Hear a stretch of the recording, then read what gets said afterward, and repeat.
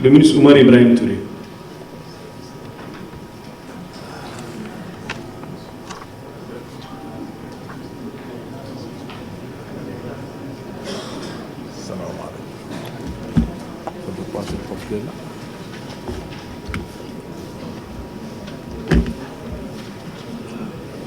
Merci beaucoup, Monsieur le Premier ministre.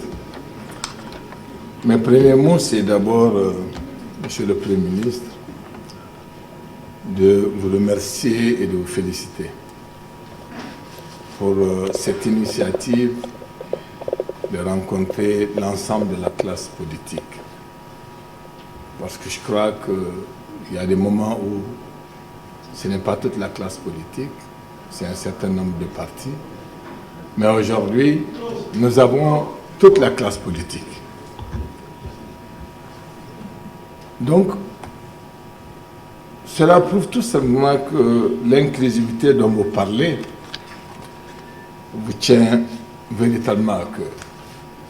Donc nous avons, en tout cas en ce qui nous concerne, écouté avec beaucoup d'attention tout ce que vous avez décliné ici, notamment les mots essentiels qui sont revenus, qui doivent être les caractéristiques de cette transition.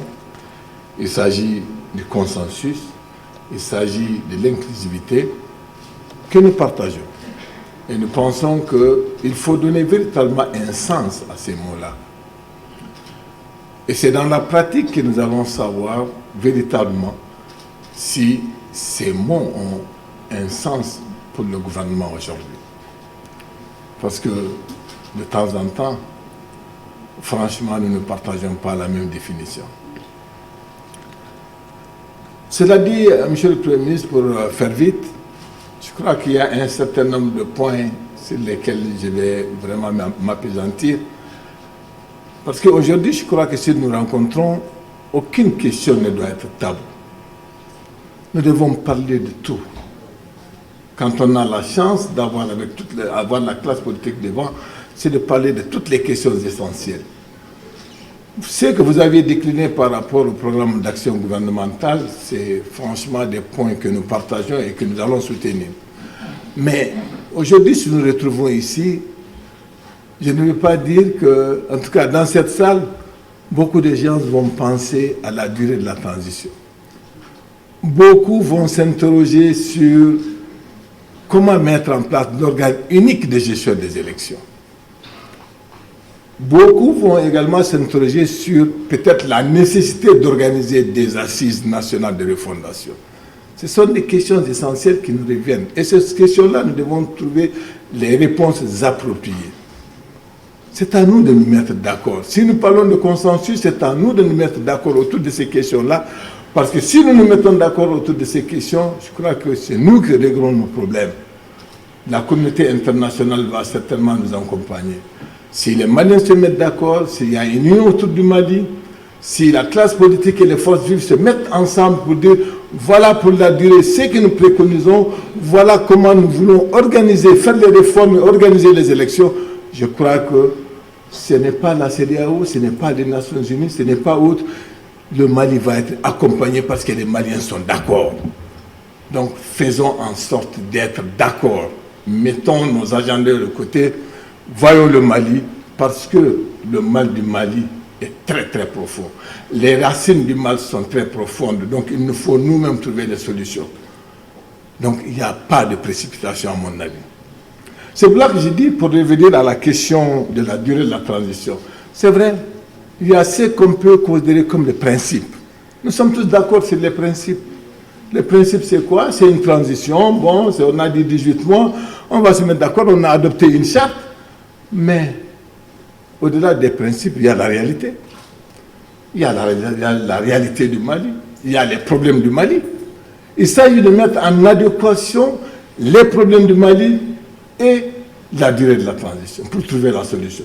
Mais là, il faut que nous nous mettions d'accord autour d'une table pour dire voilà, voici tous les problèmes que nous avons. Voilà comment nous pouvons les régler. Et si nous décidons de les régler, voici le temps qu'il nous faut pour les régler. Et prenons le temps qu'il faut pour les régler. Si nous ne faisons pas ça, nous allons tomber dans une sorte de précipitation parce qu'il y en a qui estiment que tout de suite, il faut aller. On parle d'élection, on parle de durée, on parle de 18 mois, c'est comme du fétichisme, c'est comme quelque chose, c'est difficile. Donc je crois qu'à ce niveau-là, il faut que nous mettions d'accord. Nous ne devons pas du tout considérer cette question de la durée comme une question taboue. Parlons-en. Et vous-même, Monsieur le Premier ministre, il faut, sur la base de ce que vous vivez, sur la base de ce que vous conduisez, il faut dire exactement à la classe politique, voici les difficultés que nous rencontrons. Et nous avons besoin, vous avez besoin de l'accompagnement de la classe politique. Si cela est fait, je crois que nous sommes tous des patriotes ici, nous nous battons pour le Mali, nous allons être d'accord quand les choses sont claires. Mais si il y en a qui donnent l'impression vraiment d'avancer, peut-être en évitant les autres, ça ne marchera pas et c'est ce qui crée la division et la communauté internationale ne pourra pas nous accompagner. Donc je crois que c'est cette question-là. Je tiens vraiment à ce que cela, en tout cas c'est un point. Et deuxièmement, pour parler de l'organe unique de gestion des élections. L'organe unique de gestion des élections, mais cela a été rappelé ici. Depuis 2002, nous en parlons. C'est dans toutes les résolutions, c'est dans toutes les communications. Maintenant que nous avons l'occasion de mettre en place l'organe unique de gestion des élections, nous commençons encore, je ne sais pas, à spéculer, à dire, bon, le temps, ainsi de suite. Vraiment, donnons le contenu qu'il faut à cet organe unique. Mettons le contenu qu'il faut et prenons le temps qu'il faut parce qu'on a besoin de soigner notre pays. Nous avons besoin d'avoir de vraies élections qui vont installer de vraies institutions qui ne sont pas contestables.